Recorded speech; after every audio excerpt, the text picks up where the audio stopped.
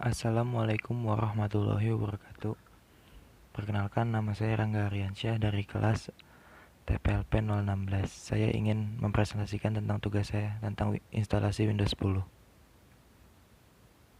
Yang pertama, cara menginstal Windows 10 dengan flash disk. Yang pertama yang saya tahu, cara membuat kita itu harus membuat bootable terhadap flash disk kita. Nah, cara membuat bootable flash disk itu seperti ini. Yang pertama, nyalakan laptop atau komputer kita. Yang kedua, pastikan file Rufus dan Windows 10 sudah tersimpan di laptop atau komputer kita. Yang ketiga, sambungkan flash disk atau micro SD ke laptop atau HDD juga bisa. Yang keempat, double klik pada file rufus.exe.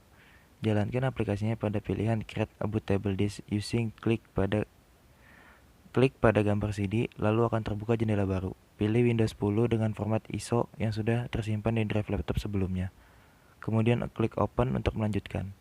Yang kelima, pada kolom device, pilih flash disk yang kita sambungkan ke laptop tadi.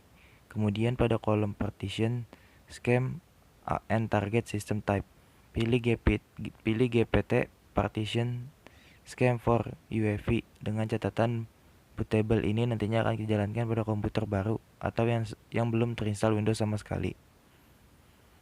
Terus kita bisa lanjut ke step yang keenam, klik start, dan setelah selesai maka flash disk kalian sudah siap digunakan untuk menginstal Windows 10 di laptop atau PC. Kemudian klik close untuk menutup aplikasi Rufus. Selanjutnya, mengubah boot priority pada BIOS. Untuk bisa melanjutkan proses instalasi Windows 10 dengan flash disk, kita harus mengubah terlebih dahulu boot priority pada BIOS di laptop atau PC yang akan kita install. Yang pertama, sambungkan flash disk yang sudah kita isi dengan bootable Windows 10 ke port USB atau laptop atau komputer yang kita akan install. Yang kedua, nyalakan laptop atau komputer dengan menekan tombol power. Yang ketiga, masuklah BIOS dengan cara menekan tombol escape pada keyboard atau tombol F2, F4, F8, F9, atau F12, tergantung dari laptopnya biasanya. Setiap laptop atau komputer memiliki cara yang berbeda untuk masuk ke BIOS. Yang keempat, ubah settingan prioritas booting ke flash disk pada pilihan pertama. Silakan ubah pilihan USB, sedangkan settingan yang lainnya biarkan default saja. Jadi yang flash disknya itu bootable kita taruh paling atas dan lainnya itu bakal ada di bawah. Yang ketiga, proses instalasi Windows. Nah, di sini tuh kita udah masuk ke tampilan Windowsnya, tapi belum masuk ke Windows. Yang pertama kita klik install now dulu. Terus biasanya nanti ada jendela activate Windows, pilih saja I don't have active key. Lalu pilih Windows 10 Pro, lalu klik next. Nah, habis itu kita centang dulu nih, accept license dulu, kita centang. Terus yang kelima, pilih upgrade.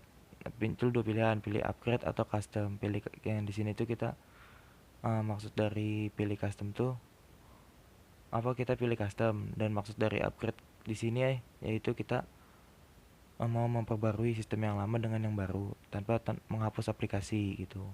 Kalau pilihan custom itu kita hendak menginstal Windows yang baru yang kita inginkan.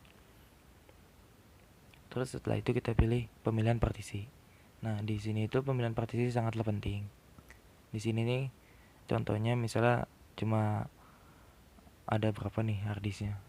32 GB-an.